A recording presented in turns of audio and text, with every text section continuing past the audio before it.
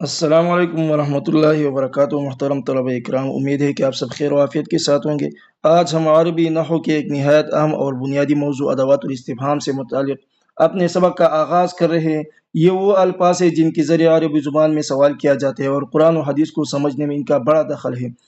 انشاءاللہ اس درس میں ہم ان ادوات کی پہچان، استعمال اور مثالوں کو آسان انداز میں سمجھیں گے۔ براہ کرم سبق کو توجہ کے ساتھ سنیے۔ ادوات الاستفہام، ادوات جمع ہے ادات ان کی۔ ادات کا معنی ہے آلات، لوازمات، متعلقات یا سامان یا میٹیریل وغیرہ کو کہا جاتا ہے۔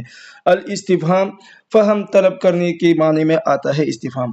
تو ادوات الاستفہام یعنی وہ مواد، وہ آدات، وہ چیزیں جو استفہام کے لیے استعمال کیے جاتے ہیں۔ ہر ایک کا معنی بتاتا ہوں آپ کو۔ استفہام، ادوات الاستفہام ٹوٹل 11 ہے اور ہر ایک کا معنی سمجھیے۔ حل اور یہ دونوں ایک ہی معنی کے لیے آتے ہیں، یہ تصدیق امر کے لیے آتے ہیں۔ جیسے تم کسی سے پوچھو کہ حل انت مریض یا انت مریض، کیا تم بیمار ہو، وہ تمہیں جواب میں کہے کہ نعم انا مریض یا لا لست مریضا، میں مریض نہیں ہوں، تو تمہیں تصدیق ہو گئی کہ وہ بیمار ہے، یا اس بات کی تصدیق بھی ہو گئی کہ وہ بیمار نہیں ہے۔ ما یہ غیر عاقل کے لیے استعمال کیا جاتا ہے۔ اس کا معنی ہے کیا، کہ ماذا یجری ہونا، وہاں کیا چل رہا ہے۔ متا یہ زمانے سے متعلق سوال کے لیے آتا ہے کہ متا تغادر المدرسہ یا متا تذهب الى البیت، تم کب جاؤ گے اپنے گھر۔ کیفا یہ حالت دریافت کرنے کے لیے استعمال کیا جاتا ہے، کیفا صحتک یا کیفا انت وغیرہ۔ من یہ ذوی العقول کے لیے استعمال کیا جاتے ہیں، جیسے من انت تم کون ہو، یا من معک تمہارے ساتھ کون ہے۔ ماذا یہ بھی غیر عاقل کے لیے آتا ہے۔ ما اور ماذا یہ دونوں ایک ہی معنی کے لیے آتا ہے، اس کا معنی ہے کیا۔ ماذا یجری ہونا، وہاں کیا چل رہا ہے۔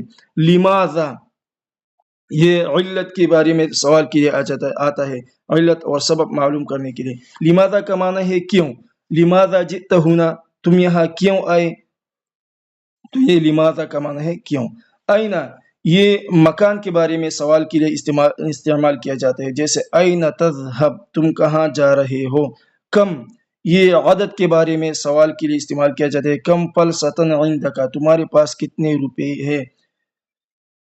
ایو یہ اختیار ہے، اس میں یعنی مخاطب کو اختیار دیا جاتا ہے، اور یہ عاقل اور غیر ذوی العقول کے لیے استعمال کیا جاتا ہے۔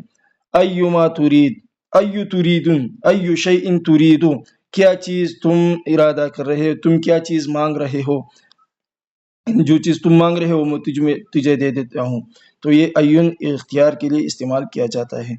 تو یہ تھے ادوات الاستفہام، اس کو سمجھیے، اور اگلے درس میں انشاءاللہ تعالی اس سے متعلق درس پیش کیا جا رہا ہے۔ اس میں ہر ادوات کو دیکھیے کہ کون سا عادت اس میں سے کہاں استعمال ہوا ہے، اس کا کیا معنی ہے۔